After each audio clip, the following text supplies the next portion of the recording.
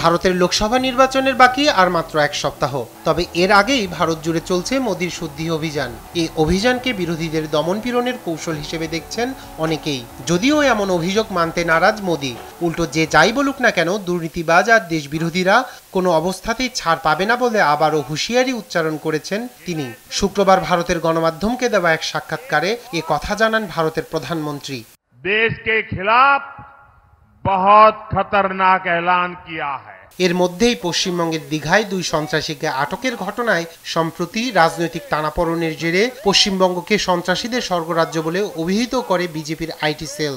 কেন্দ্রের ক্ষমতাসীনদের এমন মন্তব্যে এবার বেজায় চটেছেন পশ্চিমবঙ্গের মুখ্যমন্ত্রী মমতা বন্দ্যোপাধ্যায়। শুক্রবার রাজ্যের কোচবিহারে এক নির্বাচনী জনসভায় বিজেপির ওই বক্তব্যের পাল্টা জবাব দিতে গিয়ে দলটিকে আবারও পশ্চিমবঙ্গ বিরোধী বলে আখ্যা দেন মমতা।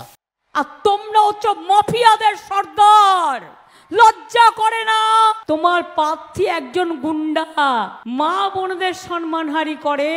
এদিকে ভোটের আগে প্রধানমন্ত্রী মোদি ও গেরুয়া শিবিরের বিরুদ্ধে নির্বাচনী আচরণবিধি লঙ্ঘনের অভিযোগ উঠেছে। কৃত্রিম বুদ্ধিমত্তা বা এআই ব্যবহার করে মোদির একাধিক ছবি ফটো শেয়ারিং অ্যাপ ইনস্টাগ্রামে ছড়িয়ে দেওয়ার অভিযোগ তুলেছে বিরোধী শিবির। লোকসভা নির্বাচনের আগে এসব ভুয়া ছবি ছড়ানোকে বিজেপির প্রোপাগান্ডার অংশ হিসেবে দেখছেন বিশ্লেষকরা।